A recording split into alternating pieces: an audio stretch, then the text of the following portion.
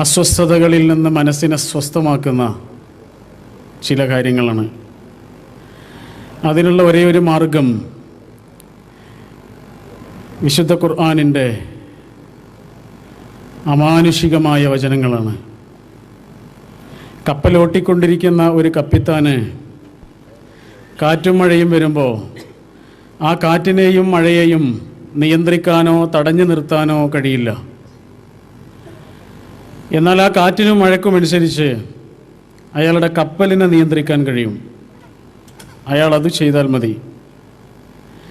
ജീവിതത്തിൽ നമ്മൾക്ക് ഇഷ്ടമുള്ളതും ഇല്ലാത്തതുമായ പലതും സംഭവിക്കും. അതിനെ ഒന്ന് തടഞ്ഞു നിർത്താൻ ഒരു പക്ഷേ നമ്മളെ കൊണ്ട് കഴിയണമെന്നില്ല. പക്ഷേ എന്ത് സംഭവിച്ചാലും, ഏതു രീതിയിലുള്ളത് ജീവിതത്തിൽ സംഭവിച്ചാലും അതിനനുസരിച്ച് ജീവിതമാകുന്ന കപ്പലിനെ തകരാതെയും തളരാതെയും നിലനിർത്താൻ നമുക്ക് കഴിയണം. അതിനുള്ള ഒരേ ഒരു മാർഗം വിശുദ്ധ ഖുർആൻ നമുക്ക് വരച്ചു കാണിച്ചു തരുന്നത് അചഞ്ചലമായ, അസാധാരണമായ, ഹൃദയത്തിൻ്റെ ആഴങ്ങളിലേക്ക് വേരൂന്നിയ ദൈവബോധമാണ്. അള്ളാഹുവിൻ്റെ തീരുമാനങ്ങളല്ലാതെ ഒന്നും നമ്മുടെ ജീവിതത്തിൽ സംഭവിക്കുന്നില്ല. യാദൃച്ഛികമായി സംഭവിച്ചു എന്ന് നമ്മൾ ചില കാര്യങ്ങളെക്കുറിച്ച് പറയാറുണ്ട്. നമുക്കാണ് അത് യാദൃച്ഛികം. അള്ളാഹുവിനെ സംബന്ധിച്ചിടത്തോളം അത് യാദൃച്ഛികമല്ല. അള്ളാഹുവിൻ്റെ ഇച്ഛയോടുകൂടിയല്ലാതെ ജീവിതത്തിലൊന്നും സംഭവിക്കുന്നില്ല. അതേസമയം ഒരു സത്യവിശ്വാസിയുടെ കാര്യത്തിൽ, ഒരു ഭക്തൻ്റെ കാര്യത്തിൽ നല്ലതല്ലാതെ ഒന്നും അള്ളാഹു സംഭവിപ്പിക്കുകയില്ല.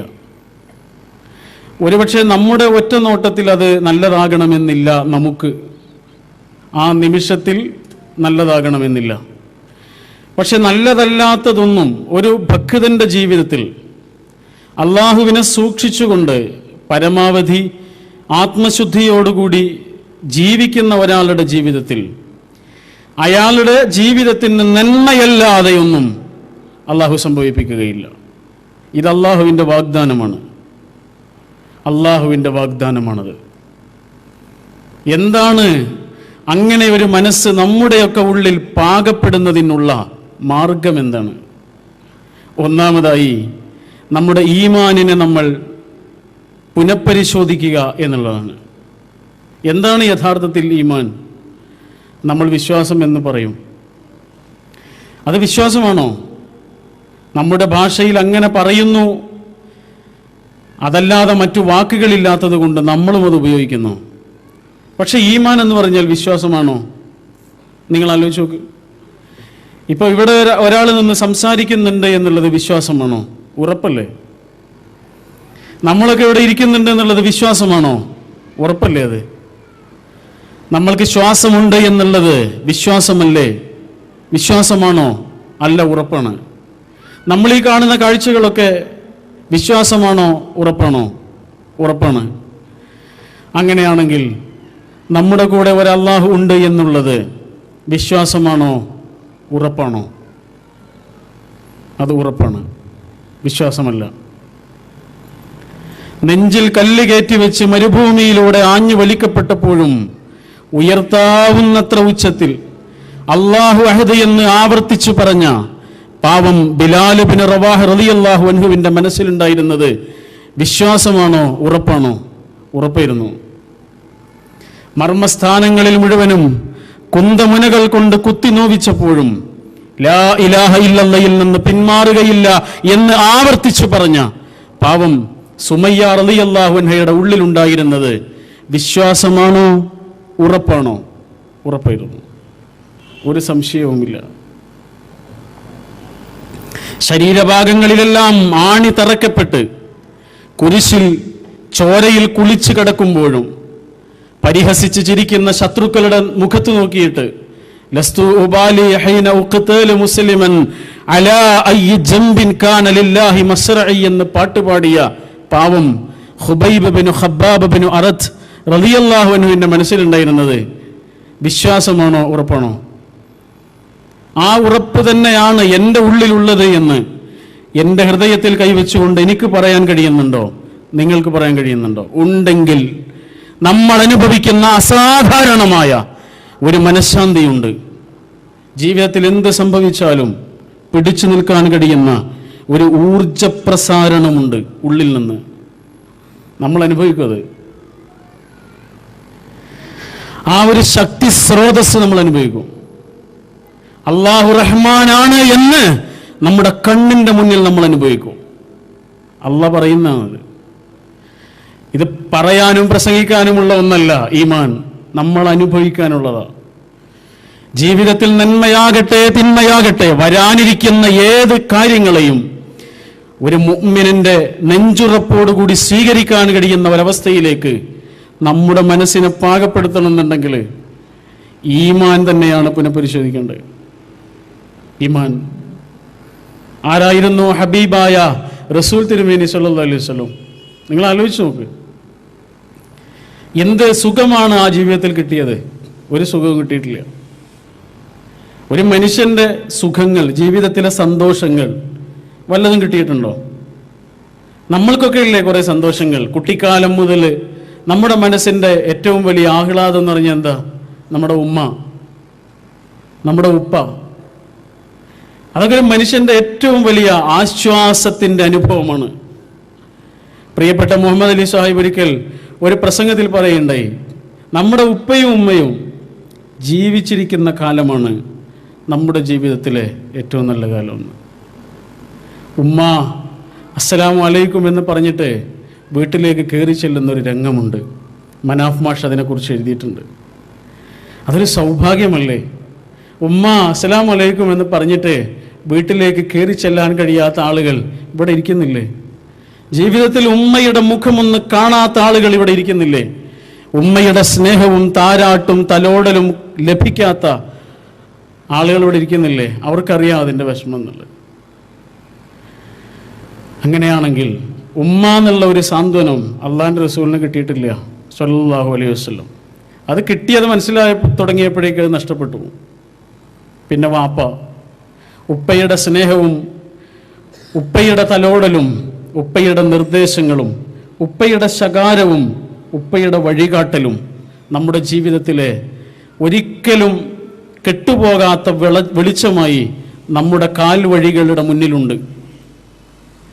ഉപ്പ പറഞ്ഞു തന്ന വാക്കുകൾ അതായിരുന്നു ശരിയെന്ന് പിന്നീട് നമുക്ക് മനസ്സിലായിട്ടുണ്ട്. പറഞ്ഞപ്പോൾ നമുക്കത് മനസ്സിലായിട്ടില്ലായിരുന്നു. ഉപ്പയും ഉമ്മയും ലോകത്ത് എവിടെയെങ്കിലുമൊക്കെ ഉണ്ടായാൽ മതി, നമ്മുടെ കൂടെ അവരില്ലെങ്കിലും അവരവിടെ ഉണ്ടായാൽ മതി, നമുക്കതൊരാശ്വാസമാണ്. അവരവിടെ ഉണ്ടായാൽ മതി. വല്ലപ്പോഴും അവരെ ഒന്ന് വിളിക്കുന്നവരാകരുത് നമ്മൾ. കാരണം അവർ നഷ്ടപ്പെടുമ്പോഴേ അതറിയുള്ളൂ ആ സാന്ത്വനത്തിൻ്റെ വില എത്രയായിരുന്നു എന്ന്, ആ സാന്നിധ്യത്തിൻ്റെ അനുഭവം എത്രമേൽ മനോഹരമായിരുന്നു എന്ന്. അവർ ജീവിച്ചിരിക്കുന്ന കാലമാണ് ജീവിതത്തിലെ ഏറ്റവും നല്ല കാലമെന്ന് അവർ ജീവിച്ചിരിക്കുമ്പോഴാണ് നമുക്ക് മനസ്സിലാവേണ്ടത്. അങ്ങനെയാണെങ്കിൽ ഒരു വാപ്പയുടെ സാന്ത്വനം അള്ളാഹുവിൻ്റെ റസൂൽ അനുഭവിച്ചിട്ടില്ല. ഒരു ജ്യേഷ്ഠൻ, ഒരു അനുജൻ, എത്ര വലിയ സാന്ത്വനമാണത്. ഒരു കാര്യത്തിലൊരു അഭിപ്രായം ചോദിക്കാൻ, നമ്മുടെ ഒരു കാര്യം ഒന്ന് ഏൽപ്പിക്കാൻ, നമുക്കൊരു നിർദ്ദേശം ലഭിക്കാനെന്ന് കൂടിയാലോചന നടത്താൻ അവർ കൂടെ ഉണ്ടായാൽ മതി. അങ്ങനെ ഒരു അനുഭവം അള്ളാഹിൻ്റെ റസൂലിന് കിട്ടിയിട്ടുണ്ടോ? സ്വല്ലല്ലാഹു അലൈഹി വസല്ലം കിട്ടിയിട്ടില്ല. ഒരു പെങ്ങള് എത്ര വലിയൊരു സാന്ത്വനമാണ്. അവരുടെ കൊഞ്ചലും അവരുടെ കൗതുകവും അവരുടെ സ്നേഹവും വാത്സല്യവും പിണക്കവും ഇണക്കവും എത്ര വലിയൊരു സാന്ത്വനമാണ് അള്ളാഹിൻ്റെ റസൂലിന് കിട്ടിയിട്ടില്ല സ്വല്ലല്ലാഹു അലൈഹി വസല്ലം. ഒരാൺകുഞ്ഞ് എത്ര വലിയൊരു പ്രതീക്ഷയാണ് കിട്ടിയിട്ടില്ല. ആലോചിക്കണം. സന്തോഷങ്ങൾ എന്ന് പറയുന്നതൊന്നും അള്ളാഹുവിൻ്റെ റസൂലിൻ്റെ ജീവിതത്തിൽ അള്ളാഹു അധികം കൊടുത്തിട്ടില്ല. എന്നിട്ടും ആകാശത്തിൻ്റെ ചുവട്ടിൽ ഏറ്റവും സന്തോഷത്തോടു കൂടി ജീവിച്ച ആളായിരുന്നു നമ്മുടെ ഹബീബ് റസൂൽ തിരുമേനി സല്ലല്ലാഹു അലൈഹി വസല്ലം. എങ്ങനെ കഴിഞ്ഞു? ആകാശത്തിൻ്റെ ചുവട്ടിൽ ഏറ്റവും നല്ല ശാന്തമായ മനസ്സോടുകൂടി കിടന്നുറങ്ങിയ വ്യക്തിത്വമായിരുന്നു അള്ളാഹുവിൻ്റെ റസൂൽ സല്ലല്ലാഹു അലൈഹി വസല്ലം. എങ്ങനെ കഴിഞ്ഞു? അതിൻ്റെ കാരണമാണ് ആ ഈമാൻ. ഒന്നും യാദൃച്ഛികമായി സംഭവിക്കുന്നില്ല എന്ന് മനസ്സിലാക്കുന്ന ഒരു മനുഷ്യന്റെ ജീവിതത്തിൽ സംഭവിക്കാനിരിക്കുന്നതും സംഭവിച്ചു കഴിഞ്ഞതും സംഭവിച്ചുകൊണ്ടിരിക്കുന്നതുമായ സർവ്വതിനെയും പുഞ്ചിരിയോടുകൂടി സ്വീകരിക്കാൻ അയാൾക്ക് കഴിയും. വിഷമങ്ങളോട് പുഞ്ചിരിച്ചുകൊണ്ട് പ്രതികാരം ചെയ്യാൻ അയാൾക്ക് കഴിയും. സങ്കടങ്ങളെ ഹൃദയത്തിൻ്റെ ശാന്തത കൊണ്ട് നേരിടാൻ അയാൾക്ക് കഴിയും. അങ്ങനെ ഒരു ജീവിതമായിരുന്നു നമ്മുടെ ഹബീബിൻ്റെ ജീവിതം. മഖാമു ഇബ്രാഹിമിൻ്റെ അരികിൽ വെച്ചിട്ട് നിസ്കരിക്കുമ്പോഴെല്ലാം അള്ളാഹുവിൻ്റെ റസൂൽ പ്രാർത്ഥിക്കാറുണ്ടായിരുന്നൊരു പ്രാർത്ഥനയുണ്ട്. ആ പ്രാർത്ഥനയിലെല്ലാം ഉണ്ട്.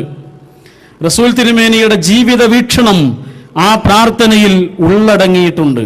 ആ പ്രാർത്ഥന ഇങ്ങനെയാണ്: ഇത്തരമൊരു സാഹചര്യത്തിൽ, ഗൾഫ് ജീവിതത്തിലെ വളരെ നിർണായകമായൊരു ഘട്ടത്തിൽ നമ്മുടെ മനസ്സിൽ ഈ പ്രാർത്ഥന പിന്നെ കൊടുത്താൽ പോരെ, പിന്നെ കൊടുത്താൽ മതിയത്. ഇങ്ങനെ ഒരു പ്രാർത്ഥനയ്ക്ക് വളരെ പ്രസക്തിയുണ്ട്. നിങ്ങൾ ഈ പ്രാർത്ഥന ഒന്നുകിൽ മനഃപ്പാഠമാക്കണം, അല്ലെങ്കിൽ നിങ്ങളുടെ മൊബൈൽ ഫോണിലെങ്കിലും നിങ്ങളത് റെക്കോർഡ് ചെയ്യണം. കാരണം ആ പ്രാർത്ഥന കൊണ്ട് നമ്മൾ അനുഭവിക്കുന്ന ഒരു സാന്ത്വനമുണ്ട്. അത് അനുഭവിക്കുന്ന ആളുകൾ പറയുന്നതാ.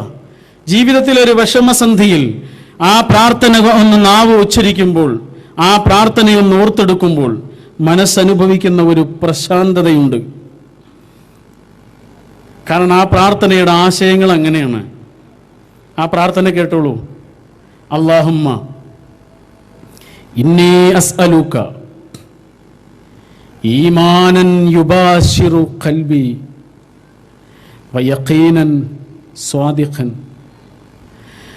ഹത്താ അഅലമ അന്നഹു ലൻ യുസീബനി ഇല്ലാ മാ കതബത ലി വരിദൻ ബിമാ ഖസ്സമത ലി വരിദൻ ബിമാ ഖസ്സമത ലി. അല്ലാഹുമ്മ, അല്ലാഹുവേ, ഇന്നി അസ്അലുക, ഞാൻ നിന്നോട് യാചിക്കുന്നു, ഈമാനൻ, എനിക്ക് ഈമാൻ തരയണമേ എന്ന്. എങ്ങനെയുള്ള ഈമാൻ? ആ ഈമാനിന് 3 ഗുണങ്ങൾ പറയുകയാണ് റസൂലുള്ളാഹ്. 3 ഗുണങ്ങൾ. ഈ 3 ഗുണങ്ങൾ ഉണ്ടാകുമ്പോഴേ അത് യഥാർത്ഥത്തിലുള്ള ഈമാൻ ആകുന്നുള്ളൂ. ഒന്നാമത്തെ വിശേഷണം യുബാശിറു ഖൽബി, യുബാശിറു ഖൽബി, എൻ്റെ ഖൽബിൻ്റെ ഉള്ളറകളിലേക്ക് ആഴ്ന്ന് ഇറങ്ങിയ ഈമാൻ, എൻ്റെ ഖൽബിൻ്റെ ഉള്ളറകളിലേക്ക് പറ്റിച്ചേർന്ന് കിടക്കുന്ന വേരുകളോടുകൂടിയ ഈമാൻ. ഒരു കാറ്റ് വരുമ്പോഴേക്കൊരു മരം പുഴങ്ങി വീഴാതിരിക്കാനുള്ള കാരണം എന്താ? ഒരുപാട് ഇലകൾ ഉണ്ടായതുകൊണ്ടല്ല, ഒരുപാട് ചില്ലകൾ ഉണ്ടായതുകൊണ്ടല്ലല്ലോ, ഒരുപാട് വേരുകൾ ഉണ്ടായതുകൊണ്ടാണ്. എങ്കിൽ അങ്ങനെയുള്ള വേരുകൾ, എൻ്റെ ഹൃദയത്തിൻ്റെ ഉള്ളറകളിലേക്ക് ആഴ്ന്നിറങ്ങിയ വേരുകളോടുകൂടിയ ഈമാൻ തരയണമേന്ന്. രണ്ടാമത്തെ വിശേഷണം വയഖീനൻ, അത് ദൃഢമാകണം. നിന്റെ പരീക്ഷണങ്ങളിൽ പതറാത്തതാകണം ആ ഈമാൻ. നീ എനിക്ക് തരുന്ന വിഷമങ്ങളിലും പതറാത്തതായിരിക്കണം ആ ഈമാൻ. നീ എനിക്ക് തരുന്ന സന്തോഷങ്ങളിലും പതറാത്തതായിരിക്കണം ആ ഈമാൻ. അതാണ് യഖീൻ. മൂന്നാമത്തേത് സ്വാദിഖൻ ആണ്. സത്യസന്ധമാണോ? ഒറ്റക്കാകുമ്പോഴത് വേണം, കൂട്ടത്തിലാകുമ്പോഴത് വേണം. എൻ്റെ സ്വകാര്യതകളെപ്പോലെ ശുദ്ധീകരിക്കുന്ന തരത്തിലുള്ളതാകണം ആ ഈമാൻ. ലോകത്തൊരു മനുഷ്യനും അത് കാണുന്നില്ലെങ്കിലും, ലോകത്തിലൊരു മനുഷ്യനും തിരുത്താനോ അംഗീകരിക്കാനോ അഭിനന്ദിക്കാനോ ഇല്ലാതിരിക്കുമ്പോഴും എൻ്റെ ഈമാൻ എന്നെ സ്വാധീനിക്കണം. അതാണ് സ്വാദിഖ്. എപ്പോഴും ഒരു ചോയ്സിൻ്റെ മുമ്പിലാണ് നമ്മുടെ ജീവിതം. എപ്പോഴും നമ്മുടെ മുമ്പിൽ നമ്മുടെ കമ്പ്യൂട്ടർ ഉണ്ട്, അതിൻ്റെ മുന്നിൽ കീബോർഡുണ്ട്, നമ്മുടെ കയ്യിൽ മൗസുണ്ട്, ആ കമ്പ്യൂട്ടറിൽ ഇൻ്റർനെറ്റ് കണക്ഷനുണ്ട്. ആ മൗസ് ഉപയോഗിച്ച് ആ കീബോർഡ് ബട്ടൺ അമർത്തിയിട്ട് ആ ഇൻ്റർനെറ്റ് സംവിധാനം ഉപയോഗിച്ചിട്ട് അള്ളാഹുവിന് ഇഷ്ടമല്ലാത്ത പലതിലേക്കും വേണമെങ്കിൽ നമ്മുടെ കണ്ണുകൊണ്ട് പാപം ചെയ്യാം. എന്നാൽ അതേ മൗസ് ഉപയോഗിച്ച്, അതേ കീബോർഡ് ഉപയോഗിച്ച്, അതേ ഇൻ്റർനെറ്റ് സംവിധാനം ഉപയോഗിച്ചിട്ട് അള്ളാഹുവിൻ്റെ റഹ്മത്തും അള്ളാഹുവിൻ്റെ അനുഗ്രഹങ്ങളും അള്ളാഹുവിൻ്റെ പ്രീതിയും ഇഷ്ടവും നമ്മുടെ മേൽ കോരിച്ചൊരിയുന്ന വിധത്തിലുള്ള പ്രവർത്തനങ്ങളും ചെയ്യാം. ഇതൊരു ചോയ്സാണ്. ഈ ചോയ്സ് ഇല്ലാത്ത ഒരു രംഗവും നമ്മുടെ ജീവിതത്തിലില്ല. അള്ളാഹുവിൻ്റെ പ്രീതി സമ്പാദിക്കാനോ അള്ളാഹുവിൻ്റെ അപ്രീതി സമ്പാദിക്കാനും പറ്റുന്ന തരത്തിലുള്ള ചോയ്സുകളുടെ നടുവിലാണ് നമ്മുടെ ജീവിതം. അവിടെ ഈമാൻ സ്വാധീനിക്കണമെന്നുണ്ടെങ്കിൽ ആ ഈമാൻ സത്യസന്ധമാകണം. ഇനി റസൂൽ എന്ന് പറയുന്നത് ഈ ഈമാൻ കൊണ്ട് ഉണ്ടാകേണ്ട 2 ഗുണങ്ങളാണ്. അതാണ് ഇന്ന് നമുക്ക് ആവശ്യം. അതിനു വേണ്ടിയാണ് ആ പ്രാർത്ഥന നമ്മൾ പഠിപ്പിക്കുന്നത്, അല്ലെങ്കിൽ നമ്മൾ പഠിക്കുന്നത്.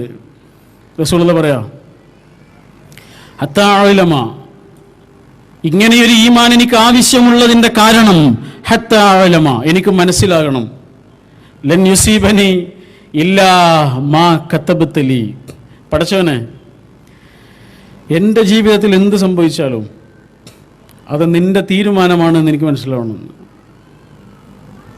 എൻ്റെ ജീവിതത്തിൽ എന്ത് സംഭവിച്ചാൽ, ഇഷ്ടമുള്ളതാകട്ടെ ഇഷ്ടമില്ലാത്തതാകട്ടെ, എന്നെ സങ്കടപ്പെടുത്തുന്നതാകട്ടെ സന്തോഷിപ്പിക്കുന്നതാകട്ടെ, അള്ളാഹുവേ അത് നിന്റെ തീരുമാനമാണ് എന്ന് എനിക്ക് മനസ്സിലാവണം. വേറെ ആർക്കോ വേണ്ടി അള്ളാഹു നിശ്ചയിച്ചിട്ട് അറിയാതെ എനിക്ക് കിട്ടിയതല്ലത്, അത് എനിക്ക് വേണ്ടി അള്ളാഹ് നിശ്ചയിച്ചതാ എന്നെനിക്ക് മനസ്സിലാവണമെന്ന്. വരിലൻ ബിമാ ഖസ്സംത ലി, പടച്ചവനെ നീ എനിക്ക് തരാൻ ഉദ്ദേശിച്ചൊരു കാര്യമുണ്ട്, അതെത്ര കുറച്ചാണെങ്കിലും, എത്ര പരിമിതമാണെങ്കിലും, എത്ര കുറവാണെങ്കിലും, അത് എൻ്റെ തൊട്ടടുത്തുള്ളവനേക്കാൾ കുറവായിരിക്കാം, എൻ്റെ കൂടെ ജീവിക്കുന്നവനേക്കാൾ കുറവായിരിക്കാം, എൻ്റെ അപ്പുറത്ത് താമസിക്കുന്നവനേക്കാൾ കുറവായിരിക്കാം, എൻ്റെ ജ്യേഷ്ഠനേക്കാൾ കുറവായിരിക്കാം. അള്ളാഹുവേ, എനിക്ക് നീ വിഭവമായി തന്ന ഒരു സംഗതിയുണ്ട്. അത് സമ്പത്തിൻ്റെ കാര്യത്തിലാകട്ടെ, ആരോഗ്യത്തിൻ്റെ കാര്യത്തിലാകട്ടെ, ജീവിത വിഭവങ്ങളുടെ കാര്യത്തിലാകട്ടെ, പടച്ചവനെ അതിലെനിക്കൊരു സംതൃപ്തി ഉണ്ടാക്കി തരണേ. അതാണ് വരിലൻ ബിമാ ഖസ്സംത ലി, വരിലൻ ബിമാ ഖസ്സംത ലി. ജീവിതത്തെ ആകെ നമുക്കൊരു പോസിറ്റീവായിട്ട് കാണാൻ കഴിയും. അതാണ് ഈമാനിൻ്റെ ഏറ്റവും വലിയൊരു സമ്മാനം. നിങ്ങൾ ആലോചിച്ച് നോക്കൂ, തവക്കുൽ ആണ് തൗഹീദിൽ നിന്ന് നമുക്ക് കിട്ടുന്ന ഏറ്റവും വലിയ സമ്മാനം. മനസ്സമാധാനമായിരിക്കും നമുക്ക്, അതല്ലേ ജീവിതത്തിൽ ഏറ്റവും വലിയ ഘടകം. അത് നഷ്ടപ്പെട്ടാൽ പിന്നെ എന്ത് കിട്ടിയിട്ട് എന്താ കാര്യം?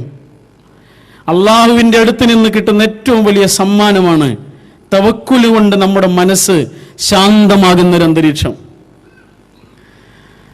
ജീവിതത്തിൽ നേരിടുന്ന ഓരോ കാര്യത്തെയും പോസിറ്റീവായിട്ട് കാണാൻ കഴിയും നമുക്ക്. ഒരു കുതിര കിണറ്റിൽ വീണ കഥ പറയാറുണ്ട്. കുറച്ച് പ്രായമായൊരു കുതിരയാണ്, അത് കിണറ്റിൽ വീണുപോയി. അപ്പം അതിൻ്റെ ഉടമസ്ഥൻ ആലോചിക്കണം ഇനി എന്ത് ചെയ്യണം. ആ കുതിരയെ കിണറ്റിൽ നിന്ന് പുറത്തെടുക്കാൻ വേണ്ടിയിട്ട് കുറേ പൈസ ചിലവാക്കണം. അതിലേറെ നല്ലത് ആ പൈസ കൊണ്ട് വേറൊരു കുതിരയെ വാങ്ങുന്നതാണ്. ഇനി പുതിയൊരു കുതിരയെ വാങ്ങിയിട്ട് അതും ഈ കിണറ്റിൽ വീണുപോയാലോ? അതുകൊണ്ട് ഈ കിണർ മണ്ണിട്ട് മൂടാം. അതിൽ വീണുപോയ കുതിര ചാവുകയും ചെയ്യും, കിണർ മൂടുകയും ചെയ്യും. അങ്ങനെ മണ്ണിടാൻ തുടങ്ങുകയാണ്. മണ്ണ് വന്നിങ്ങനെ വീഴുമ്പോൾ ഈ കുതിര കരയുന്നുണ്ട്, ആർത്ത് കരയുന്നുണ്ട്. വീണ്ടും മണ്ണിടുമ്പോൾ വീണ്ടും കരയുന്നുണ്ട്. ആ കരച്ചിൽ പതുക്കെ പതുക്കെ നേർത്തു വന്നു, പിന്നെ കരച്ചിൽ കേൾക്കുന്നില്ല. മണ്ണ് ഓരോ കൊട്ടയായിട്ട് ആ കിണറ്റിലേക്ക് ഇങ്ങനെ എറിയുന്നു. ഏകദേശം ആ കിണർ മണ്ണ് കൊണ്ട് മൂടാനായ സമയത്ത് ആ കുതിര കിണറ്റിൽ നിന്ന് പുറത്തേക്ക് ചാടുന്നു. എന്താ സംഭവിച്ചത്? ഓരോ കൊട്ട മണ്ണ് വന്ന് വീഴുമ്പോഴും കുതിര ചെയ്യുന്നത് ആ മണ്ണിൻ്റെ പുറത്ത് പോയിട്ട് നിൽക്കുകയാണ്, മണ്ണിൽ ചവിട്ടി നിൽക്കുകയാണ്. പിന്നെയും മണ്ണ് വന്ന് വീഴുമ്പോൾ പിന്നെയും ചവിട്ടി നിൽക്കുകയാണ്, പിന്നെയും മണ്ണ് വന്ന് വീഴുമ്പോൾ പിന്നെയും ചവിട്ടി നിൽക്കുക. ഇതാണ് പോസിറ്റീവായ ഒരു സമീപനം. വേണമെങ്കിൽ അതിൽ കിടന്നിട്ട് ചാകരുന്നു, മരിക്കരുന്നു, അതൊരു തീരുമാനമാണ്. ഇത് വേറൊരു തീരുമാനമാണ്. നമ്മളെങ്ങനെയാണ് നമ്മുടെ ജീവിതത്തിലെ കാഴ്ചകളെ ഏതു വിധത്തിലാണ് സമീപിക്കുന്നത് നമ്മൾ ആലോചിച്ചാൽ മതി. സങ്കടങ്ങളാണ് ജീവിതത്തിലെ അനുഭവങ്ങൾ, സന്തോഷങ്ങളൊരു അനുഭവം എന്നല്ല. ഇവിടെ കൂടിയിരിക്കുന്ന ഓരോ ആളുകളോട് ഇപ്പോൾ നമ്മൾ ചോദിക്കുകയാണ്, ആരെങ്കിലും ചോദിക്കുകയാണ്, നിങ്ങളുടെ ജീവിതത്തിൽ അനുഭവിച്ച ഏറ്റവും വലിയ സന്തോഷം ഏതാണ് എന്ന് ചോദിച്ചാൽ നമുക്ക് പറയാൻ കുറച്ച് പ്രയാസമായിരിക്കും. ആലോചിച്ചിങ്ങനെ എത്തൂല അത്. കാരണം സന്തോഷങ്ങളൊക്കെ കുറച്ച് നേരത്തേക്കുള്ളതായിരുന്നു. എന്നാൽ ജീവിതത്തിന് അനുഭവിച്ച ഏറ്റവും വലിയ പ്രതിസന്ധി ഏതാണ് എന്ന് ചോദിക്കുമ്പോൾ പെട്ടെന്ന് പറയാൻ കഴിയും നമുക്ക്. കാരണം എന്താ? ജീവിതത്തിൽ അനുഭവിച്ച സങ്കടങ്ങളാണ് നമ്മളാക്കിയത്. സന്തോഷങ്ങളുടെ അനുഭവം ഒന്നുമല്ല, സങ്കടമാണ് ഏറ്റവും വലിയ അനുഭവമെന്ന് സങ്കടപ്പെട്ടവർക്കൊക്കെ അറിയാം. അതാണ്, സങ്കടപ്പെടാത്തവർക്ക് അറിയില്ല.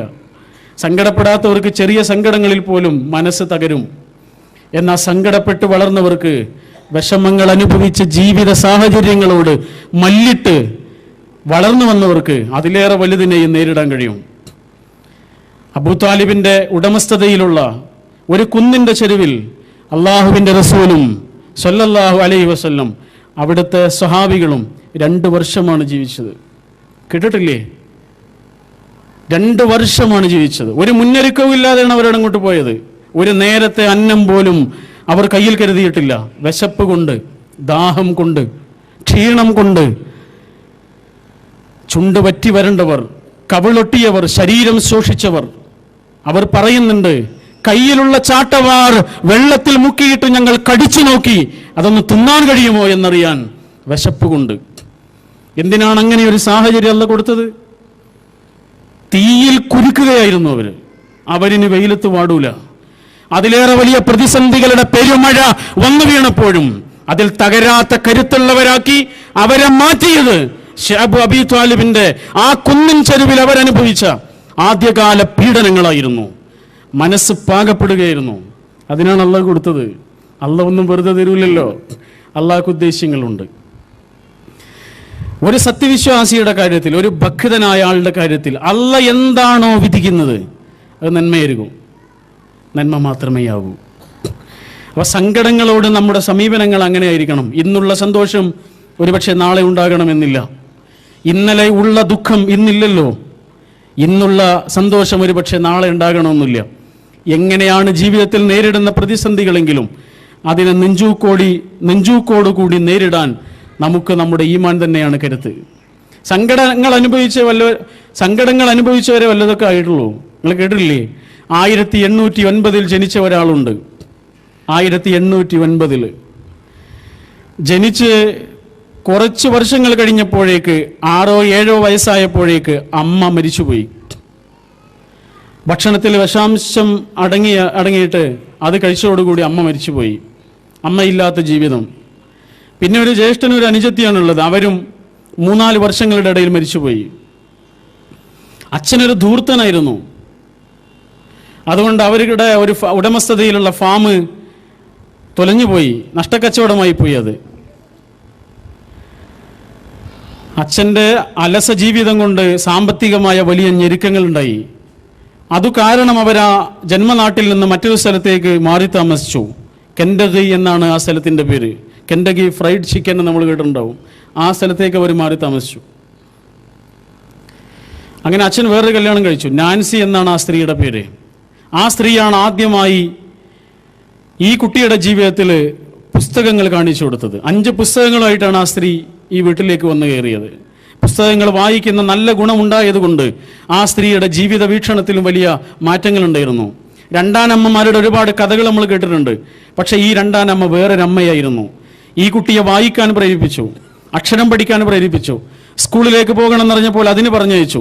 അച്ഛൻ പണം കൊടുക്കൂല എന്ന് പറഞ്ഞപ്പോൾ ഈ സ്ത്രീ ഒരാടിനെ വാങ്ങി അതിൻ്റെ പാല് കറന്ന് അത് വിറ്റിട്ട് കിട്ടിയ കാശ് കൊണ്ട് ഈ കുട്ടിയെ പഠിപ്പിച്ചു. പക്ഷേ പഠനം മുന്നോട്ട് കൊണ്ടുപോകാൻ കഴിഞ്ഞില്ല. സാമ്പത്തികമായ പ്രയാസങ്ങൾ കൊണ്ട് അവൻ പഠനം 12-ാം വയസ്സിൽ അവസാനിപ്പിച്ചിട്ട് കച്ചവടത്തിന് ഇറങ്ങി. കച്ചവടം അത്യാവശ്യം നല്ല ഒരവസ്ഥയിലെത്തി. പിന്നെ അത് പൊളിഞ്ഞുപോയി. അവന് നല്ല സാമൂഹിക ബോധമുള്ള ഒരാളായിരുന്നു. പ്രസംഗിക്കാൻ വലിയ ആഗ്രഹമുള്ള ആളായിരുന്നു. ചെടികളുടെ മുന്നിൽ പോയിട്ട് അവൻ പ്രസംഗിക്കും. കസേരകൾ നിവർത്തിയിട്ടിട്ട് പ്രസംഗിക്കും. പ്രസംഗിക്കാനുള്ള ആഗ്രഹം കൊണ്ട്. സാമൂഹിക പ്രവർത്തകനായതുകൊണ്ട് അവനെ ആളുകളെല്ലാം കൂടി ഒരു തെരഞ്ഞെടുപ്പിൽ മത്സരിപ്പിച്ചു. അവൻ ജയിച്ചു. പിന്നെയും കച്ചവടത്തിലേക്ക് ചെന്നു, പൊളിഞ്ഞു. വീണ്ടും കച്ചവടം നടത്തി, അതും പൊളിഞ്ഞുപോയി.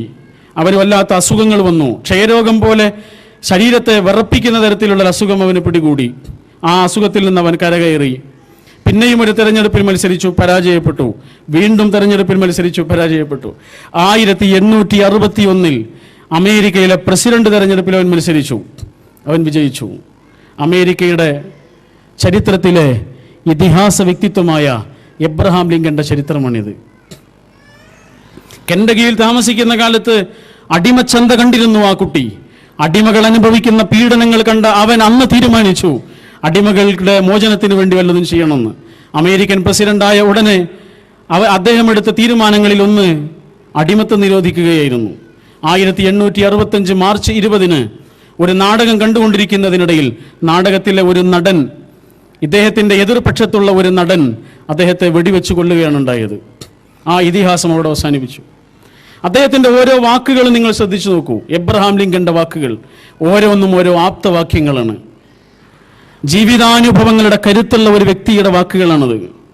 ആ വാക്കിന് മൂർച്ച കൂടും, ആ വാക്കിന് ജീവിതാനുഭവങ്ങളുടെ തിളക്കമുണ്ടാവും. കോട്ടയം ജില്ലയിലെ ഒരു സാധാരണ സ്കൂളിൽ പഠിച്ചുകൊണ്ടിരുന്ന ഒരു കുട്ടിയുടെ കഥയുണ്ട്. കുട്ടൻ എന്നാണ് ആ കുട്ടിയുടെ ഓമന പേര്. തീരെ പഠിക്കാത്തൊരു കുട്ടി, എന്നാൽ ബുദ്ധിമാനായൊരു കുട്ടി. പഠിക്കാത്തതിൻ്റെ കാരണം അവൻ്റെ കയ്യിൽ പുസ്തകങ്ങളില്ല. അവന് വളരെ പ്രിയപ്പെട്ട ഒരു സുഹൃത്തുണ്ട്. സുഹൃത്തിൻ്റെ പേര് ബാബു എന്നാണ്. നിങ്ങൾ കേട്ടിട്ടുണ്ടാവും. ആ ബാബുവിനോട് ഒരു ദിവസം കുട്ടൻ ചോദിക്കുകയാണ്, ബാബു, നിന്റെ വീട് വലിയ വീടാണ് എന്ന് നീ പറയുന്നുണ്ടല്ലോ, നിന്റെ വീടൊന്ന് കാണാൻ എനിക്കൊരു വലിയ ആഗ്രഹമുണ്ട്, എന്നെ കൊണ്ടുപോകുമെന്ന് ചോദിച്ചു. ബാബു പറഞ്ഞു, വേണ്ട, എൻ്റെ അച്ഛനും അമ്മയ്ക്കും നിന്നെ കണ്ട ഇഷ്ടപ്പെടില്ല. ഒരു ഹരിജൻ വിഭാഗത്തിൽപ്പെട്ട കുട്ടിയാണ് ഇവൻ കുട്ടൻ. അച്ഛനും അമ്മ ഇല്ലാത്തൊരു ദിവസം നിന്നെ കൊണ്ടുപോകാന്ന് പറഞ്ഞ് അച്ഛനും അമ്മ ഇല്ലാത്തൊരു ദിവസം കുട്ടനെയും കൊണ്ട് ബാബു വീട് കാണാൻ പോയി. ബാബുവിൻ്റെ വീട് കണ്ടപ്പോൾ കുട്ടനാകെ അതിശയിച്ചു പോയി. ഇങ്ങനെ ഒരു വീട് അവൻ ഇതുവരെ കണ്ടിട്ടില്ല. പക്ഷെ ആ വീടിൻ്റെ കാഴ്ചകളോ വീട്ടിലെ കൗതുകങ്ങളോ ആയിരുന്നില്ല ആ കുട്ടൻ്റെ മനസ്സിൽ ഉടക്കി നിന്നത്. മറിച്ച് ആ വീടിൻ്റെ മുറ്റത്തുള്ള ഒരു പട്ടിക്കൂട്ടിൽ ഉറങ്ങുന്ന പട്ടിക്കുഞ്ഞിൻ്റെ മുന്നിൽ വെച്ചിരിക്കുന്ന ഭക്ഷണമാണ് അവൻ്റെ മനസ്സിനെ അതിശയിപ്പിച്ചത്. അവൻ്റെ വീട്ടിൽ ഓണത്തിന് പോലും അങ്ങനെ ഒരു ഭക്ഷണം കണ്ടിട്ടില്ല. അത്ര നല്ല ഭക്ഷണമാണ് ബാബുവിൻ്റെ വീട്ടിലെ പട്ടിക്കുഞ്ഞ് പോലും കഴിക്കുന്നത്. 2 കുട്ടികൾ സ്കൂളിലേക്ക് മടങ്ങിച്ചെന്നു. അന്ന് ഇൻസ്പെക്ഷന് വേണ്ടിയിട്ടൊരു അധ്യാപിക വന്നിട്ടുണ്ട്. ആ അധ്യാപിക ഓരോ കുട്ടിയോടും ചോദിക്കുകയാണ്, മോനെ, നിനക്ക് ജീവിതത്തിൽ എന്താകണമെന്നാണ് ആഗ്രഹം? ഓരോ കുട്ടിയും ഡോക്ടറാവണം, എഞ്ചിനീയർ ആവണം, മാഷാവണം, ടീച്ചറാവണം. കുട്ടനോട് ചോദിച്ചപ്പോൾ കുട്ടൻ പറഞ്ഞു, എനിക്ക് ബാബുവിൻ്റെ വീട്ടിലെ പട്ടിക്കുട്ടിയാവണം.